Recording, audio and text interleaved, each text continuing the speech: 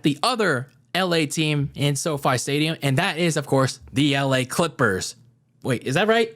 The LA Clippers? Let me take a look here. Oh, sorry. It's the LA Chargers.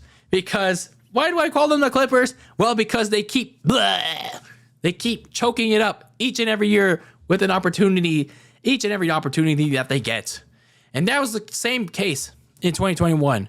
They get off to this good start, this very good start. Justin Herbert has a pretty damn good start to the season and ended up having a really good season by the end of things.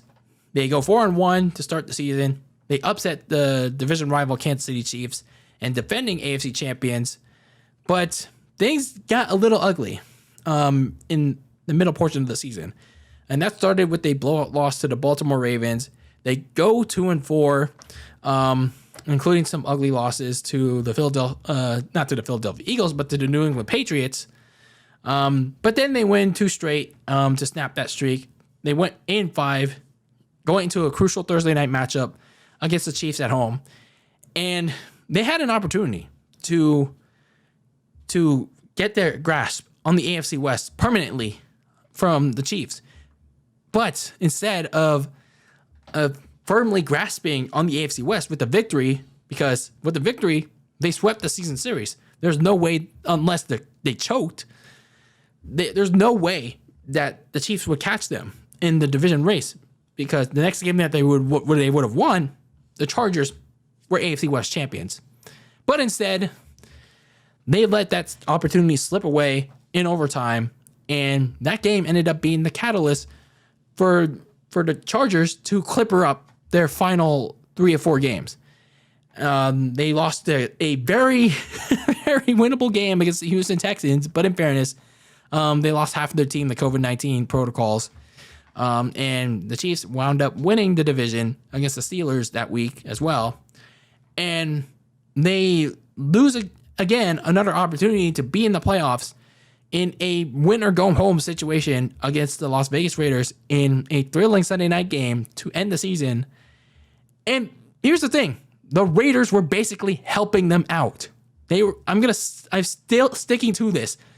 7 months later, the Raiders were basically helping out the Clippers get into the playoffs by burning the rest of the clock that was left in overtime to tie the game. They were helping each other out. But Brandon Staley got so damn stupid by calling a timeout, and it changed everything for Rich Bisaccia and the Raiders, and they elected to go for it on a 3rd down and seal the game away on a field goal. And that left the Clippers out of the playoffs yet again, wasting a great performance from Justin Herbert and a great season from him. How stupid are the Clippers? So, if you're the LA Clippers, to prevent another clippering in 2022, especially against a highly competitive AFC West division, you gotta help Justin Herbert. You gotta help him reach that promised land of experiencing the playoffs for the very first time in his career. I know it's his 3rd year, but you gotta help him out, man. You already helped him out with the offensive line last offseason. Now you got to help him out with the defense. And so did they. So looking at some of their key offseason moves in free agency and the draft, you re-signed Mike Williams and Jalen Guyton. So 2 key pieces in that offense to help out Keenan Allen. They re-signed defensive end Christian Covington and their kicker Dustin Hopkins, who proved out to be pretty solid and reliable somewhat when they signed him midseason. But their biggest additions were, of course, on defense, and they exactly nailed that. They got J.C. Jackson from New England. They also got Kyle Van Noy, their outside linebacker. So J.C. Jackson will be very valuable to the development of Asante Samuel Jr. They also got in a trade Khalil Mack from the Chicago Bears. Just all they had to give up was a 2nd-round pick in this year's draft and a future 6th-round pick. So for the Chargers, they upgraded in the secondary and the pass rush already.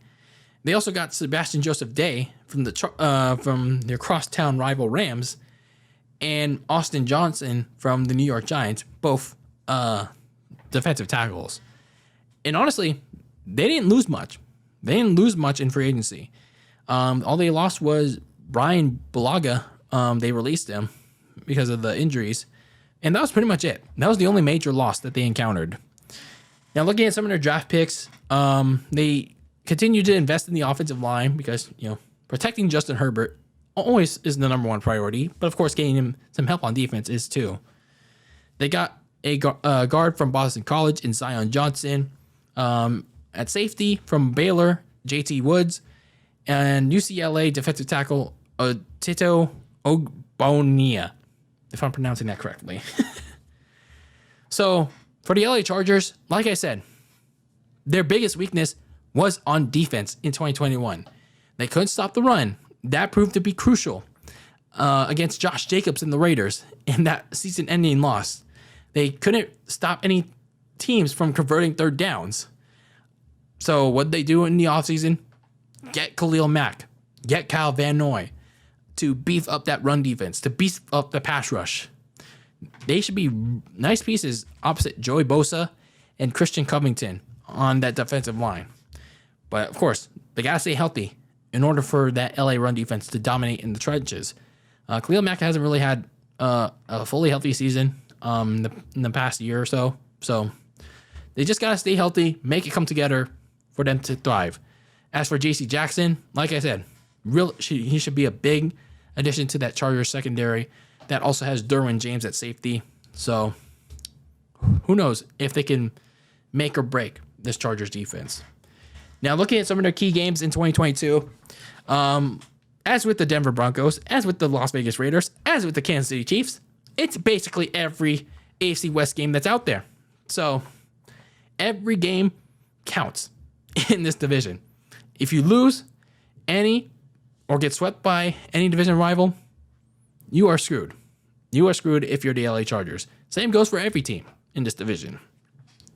But looking at some of their non-division games, Week 10 against the 49ers in San Francisco or Santa Clara against a promising young quarterback in Trey Lance.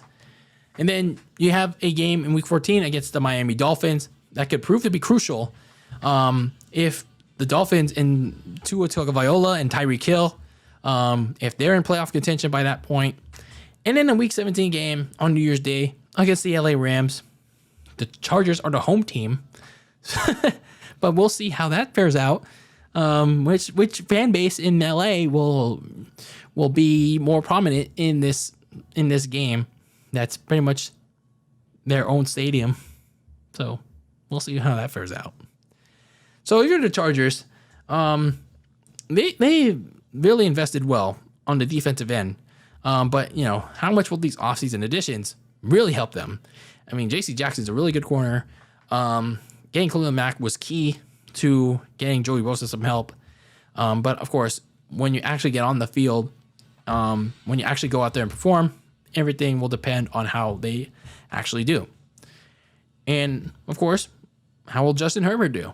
I mean, he's had two really good seasons so far. One Offensive Rookie of the Year, and in 2020, and he followed that success with another good season in 2021. But unfortunately, the rest of his team let him down. So, can Justin Herbert continue his success from last season? So for the LA Chargers, just don't clip her up. That's your main thing. You got Justin Herbert a lot of help already. Now, just go out there, deliver, put out a good game plan, stick to it. Don't get conservative. Don't choke. Don't clip her up.